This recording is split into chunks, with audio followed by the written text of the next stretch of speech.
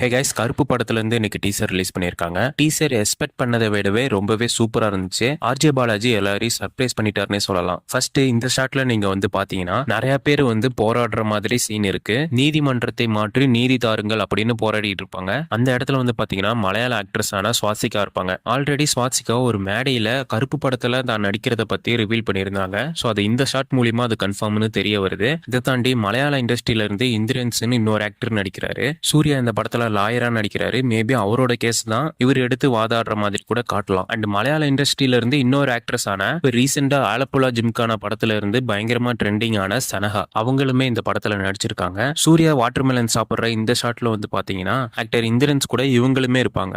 So இவங்க இந்த படத்துல ஒரு முக்கியமான கேரக்டர் பண்றாங்கன்னு நினைக்கிறேன். இவங்களுக்கு ஹெல்ப் பண்ணதான் சூர்யா போராடுவார் போற. இதை தாண்டி இந்த படத்துல சூர்யாவோட நேம் பாத்தீங்கன்னா சரவணன். ஆக்டர் சூர்யாவுடைய ரியல் நேம் சரவணன் தான். அவங்க வீட்டுல இப்ப கூட அவரை சரவணன் தான் கூப்பிட்டு இருக்கிறதா சொல்லுவாங்க. ஸோ சூர்யாவுடைய ஒரிஜினல் நேம் இந்த படத்துல வச்சிருக்காங்க. அண்ட் இதை தாண்டி இந்த வாட்டர்மெலன் ஷாட் பாத்தீங்கன்னா கஜினி படத்தோட ரெஃபரன்ஸ். சூப்பரான சீன் அது. அந்த ஷாட்டை பார்த்த உடனே கஜினி படம் ஞாபகம் வருதோ இல்லையோ, நடிப்பு அரக்கான்னு ஒருத்தர் வெளியே சுத்திட்டு இருக்காரு. அந்த வாட்டர்மெலன் ஸ்டார் எல்லாருக்கும் ஞாபகம் வந்திருக்கும்னு நினைக்கிறேன். ஸோ அவரு வெக்கமே இல்லாம ஒரு வேலையை பார்த்துட்டு இருக்காரு. இந்த கருப்பு டீசரை பார்த்துவிட்டு சூர்யா என்னுடைய ஐகானிக் சீனை ரீக்ரியேட் பண்ணி காப்பி அடிச்சிருக்காரு அப்படின்னு சொல்லி போஸ்ட் போட்டிருக்காருங்க. ஸோ இப்படிப்பட்ட ஒருத்தரை பத்தி நீங்க என்ன நினைக்கிறீங்கன்னு கமெண்ட் பண்ணுங்க. டீசரோட ஸ்டார்டிங்ல சட்டத்துக்கிட்ட இருந்து தப்பிக்கலாம், ஆனா கடவுள் கிட்ட இருந்து தப்பிக்க முடியாதுன்னு டைலாக் வரும். இந்த டைலாக் வச்சு பார்க்கும்போது இந்த படம் ஸ்டார்ட் பண்ணப்ப இந்த படத்தோட கதையா என்ன சொல்லப்பட்டுச்சுன்னு பாத்தீங்கன்னா, சூர்யா ஒரு லாயரா இருப்பாரு. சட்டத்துக்கிட்ட இருந்து நிறைய பேர் தப்பு பண்ணி தப்பிச்சிட்டு இருப்பாங்க.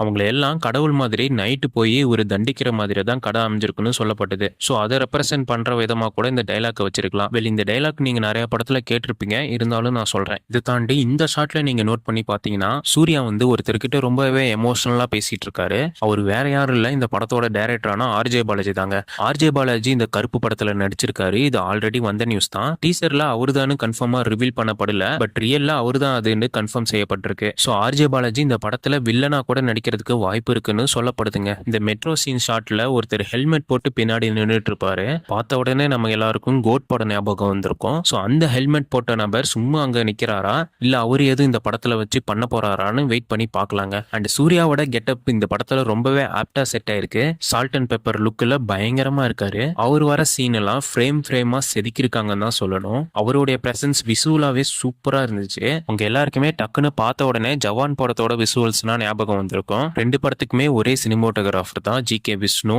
ஸோ அவர் இந்த படத்துல தரமான வேலையை பார்த்திருக்காருன்னு நினைக்கிறேன். ஒவ்வொரு ஷாட்டுமே சூப்பரா பண்ணிருக்காரு. இதை தாண்டி ஆர்ஜே பாலாஜி இந்த படத்துல கருப்பசாமியை வச்சுதான் கதை எழுதியிருப்பாருன்னு நினைக்கிறேன். இது ஆக்சுவலி ஒரு ஃபீமேல் சென்ட்ரிக் படம் எடுக்கிறதுக்கு தான் இவர் ஃபர்ஸ்ட் கதை எழுதியிருக்காரு. படத்தோட பேரு மாசாணி அம்மன்னு சொல்லப்பட்டது. அந்த கதையை ஃபர்ஸ்ட் திரிஷா வச்சு எடுக்கிறதா தான் அவரோட பிளான். ஆல்ரெடி அவர் மூக்குத்தி அம்மன்னு ஒரு படம் எடுத்திருக்காரு. ஸோ அந்த படம் மாதிரி ஒரு படம் எடுக்கலான்னு ட்ரை பண்ணியிருப்பார் போல. மாசாணி அம்மனை எடுத்து கருப்புசாமியை உள்ள வச்சு ஒரு மேல் சென்ட்ரிக் படமா சூர்யா வச்சு இப்ப கருப்புன்னு ஒரு படத்தை எடுத்திருக்காருங்க. இதை தாண்டி மியூசிக் சாய் அபியங்கர் பண்ணியிருக்காரு. மியூசிக் இந்த டீசர்ல கொஞ்சம் ஓகேவா தான் எனக்கு தெரிஞ்சது. கருப்புசாமினா வரப்ப இன்னும் கூட பெட்டரா மியூசிக் பண்ணிருக்கலாம்னு தோணுச்சு. பட் இது வெறும் டீசர் மட்டும் தான். படம் ஃபுல்லா எப்படி பண்ணியிருக்காருன்னு வெயிட் பண்ணி பார்க்கலாங்க. இந்த டீசர்ல இன்னும் ரிலீஸ் டேட்டை கன்ஃபார்ம் செய்யப்படல. பட் தீபாவளிக்கு தான் இந்த படத்தை ரிலீஸ் பண்ண போறாங்களா. இந்த டீசர்லயே தீபாவளி ரிலீஸ்னு கன்ஃபார்ம் செய்யப்பட்டிருக்குன்னு நினைக்கிறேன். டீசர்ல ரிலீஸ் டேட்டை சொல்ல ஏன்னு பாத்தீங்கன்னா, இந்த படத்தோட ஓடிடி ரைட்ஸ் இன்னும் செல்லிங் ஆகாம இருக்கா. ஸோ ஓடிடில இந்த படத்தோட ரைட்ஸ் செல்லிங் ஆகி இருந்துச்சுன்னா இந்த டீசர்லயே தீபாவளி ரிலீஸ்னு கன்ஃபார்ம் செய்யப்பட்டிருக்குன்னு நினைக்கிறேன்.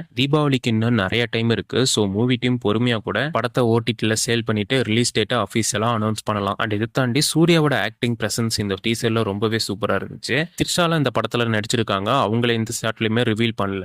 பிகாஸ் இன்னைக்கு சூர்யாவுடைய பர்த்டே. ஸோ அவரு ஃபேன்ஸ் செலிப்ரேட் பண்ற விதமா தான் இந்த டீசர் அமைஞ்சிருக்கு. இந்த வீடியோ பார்த்துட்டு இருக்க உங்களுக்கு இந்த கருப்பு படத்தோட டீசர் எப்படி இருந்துச்சுன்னு கமெண்ட்ல சொல்லுங்க. அண்ட் இந்த வீடியோ பிடிச்சிருந்துச்சுன்னா மறக்காம சப்ஸ்கிரைப் பண்ணிருங்க. அப்படியே இந்த பெல் ஐக்கானையும் கிளிக் பண்ணிருங்க. அப்பனா தான் நாங்க போடுற வீடியோ உங்களுக்கு உடனே சேரும். இன்னொரு வீடியோல உங்களை சந்திக்கிறேன். பாய்.